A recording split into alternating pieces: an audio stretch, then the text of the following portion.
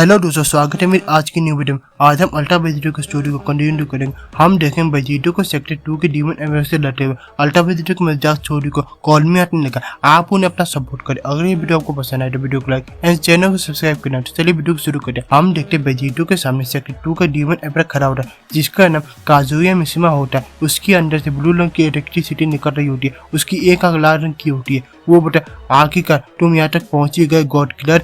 इस पर वेजिटो बोलता है, तुम्हें क्या लगा था मैं तुमसे डर कर भाग जाऊंगा? मैं जब तक नहीं रुकने वाला जब तक मैं तुम सभी डीमन एम्बेसडर को खत्म न करूं। वैसे मुझे तुम्हें देखकर अच्छा लग रहा है। मैं बॉर्न डीमन एम्बेसडर से लड़कर थक चुका हूँ। वैसे भी तुम काफी हद तक सेंट लग रही हो। वेजिटो की बात को सुनकर काजुया मिशिमा हैरान हो जाता है। वो बोले, सही ऐसा कुछ भी नहीं है नौजवान। मैं जो हूँ वो तुम्हें या किसी को अभी दिखा ही नहीं है। तुम मुझे मेरे एक सवाल का जवाब दो। क्या तुमने अपने पूरे बैटल में किसी जिन नाम के डेविल का सामना किया है? इसके बाद हम वेजिटो को देखते हैं। वो असेसिंग कर रहा होता है। वो बोलते, मुझे ऐसा कुछ भी याद नहीं कि मैंने जिन नाम के किसी डेविल का सामना किया था। अगर वो इतना ताकतवर है तो तुम अपनी पूरी ताकत से मुझसे लड़ना। ये बात सुनकर काजुया मिशिमा के चेहरे पर स्माइल आ जाती है और उसके शरीर के अंदर से इलेक्ट्रिसिटी निकल रही होती है। एक आयरन फिस्ट के लिए तुम जैसा ओपोनेंट अच्छा होता है, पर कोई बात नहीं, मैं तुम्हें दिखाऊंगा एक असली डेविल की ताकत। वेजिटो और काजुया दोनों ही फाइटिंग स्टाइल ले लेते हैं। दोनों के चेहरे पे एक्साइटमेंट होती है। वेजिटो बोलता है, डेविल की ताकत, मुझे लगा था कि मुझे उसे मिलने में थोड़ा और वक्त लगेगा। अगर तुम कह रहे हो तो मैं मान लेता हूँ। काजुया मिशिमा हंसने लगता है। अगले ही पर दोनों एक दूसरे पर अटैक करने के लिए आगे बढ़े।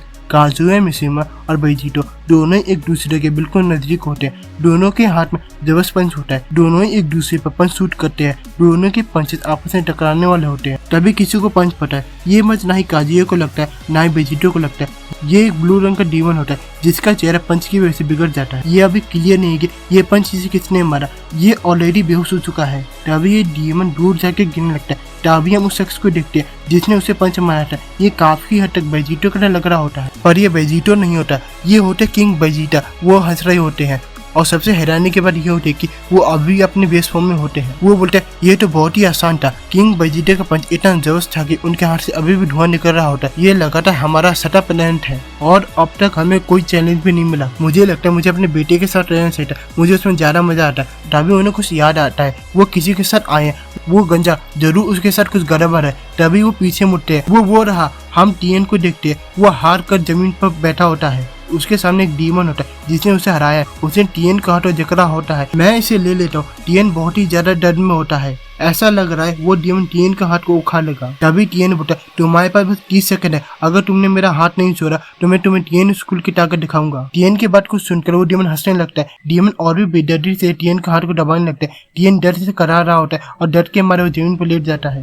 वो डीमन हंसते हुए बोलता है, तुमने 30 सेकंड कहा था पर अभी तक तुमने कुछ भी नहीं किया। मुझे नहीं पता कि तुम्हारे यहाँ 30 सेकंड कितने होते, पर मेरे ख्याल से वो अभी तक खत्म हो चुके हैं और अभी तक तुमने कुछ नहीं किया। मुझे लगता है तुम्हारा वो सपना टूट चुका है। कोई बात नहीं, मैं तुम्हें दूसरे सपने में भेज देता हूँ जो कि कभी खत्म ही नहीं होगा। डीमन टीएन पर अपना फाइनल अटैक करना ही वाला होता है। तभी कोई पीछे से डीमन की गर्दन को पकड़ लेता है। डीमन पीछे देखता है, तुम यहाँ आखिर गोरो कहाँ है? हम देखते हैं डीमन के पीछे किंग वेजिटा होते हैं। उन्होंने उसके गर्दन को पकड़ा होता है। डीमन बोलता है, क्या वो बेवकूफ अपना काम नहीं कर रहा? तभी किंग वेजिटा बोलते, तुम्हारा दोस्त काम चोरी नहीं कर रहा। ये चेक करने के लिए मैं तुम्हें उसके पास भेज देता हूँ ताकि तुम खुद देख सको। तभी किंग वेजिटा उस डीमन को हवा में उछाल देते। ऐसा लग रहा है डीमन के अंदर कोई वजन ही ना हो।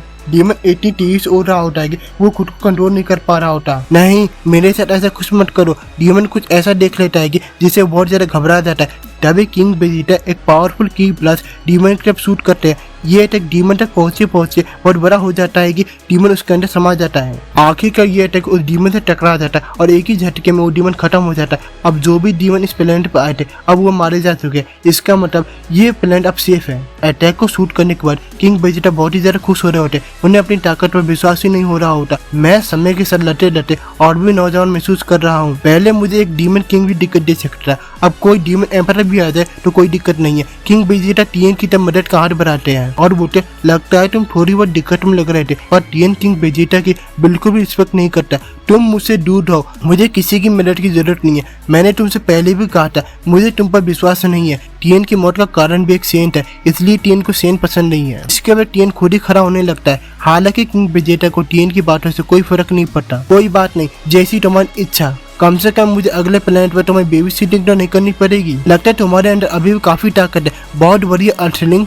तो चलो, जैसे ही किंग वेजिटा ये बोलते हैं वैसे ही उन्हें बहुत ही ज्यादा ताकत पर एनर्जी महसूस होती है जो कि उनकी तरफ बहुत तेजी से बढ़ रही होती है। तभी किंग वेजिटा टीएन को धक्का देते हैं। ये सब उन्होंने बिना सोचे समझे किया था। ऐसा लग रहा है किंग वेजिटा अपने किसी सोल्जर को बचा रहे हैं। तभी एक डार्क रंग की इलेक्ट्रिसिटी जमीन से टकराती है और वहाँ बहुत बड़ा धमाका होता है। किंग वेजिटा टीएन को बचाने के बाद खुद को भी बचाने में कामयाब हो जाते हैं। अभी टीएन बहुत ही ज्यादा चौंक जाता है। ये क्या था? क्या अभी उसने मुझे बचाया? किंग वेजिटा बोलते लगता है हमारा इस प्लेनेट पर अभी काम पूरा नहीं हुआ है। किंग वेजिटा और टीएन दोनों आसमान की तरफ देख रहे होते हैं पर दोनों के चेहरे पर अलग अलग एक्सप्रेशन होता है। आसमान में से डार्क रंग की इलेक्ट्रिसिटी जमीन पर गिर रही होती है।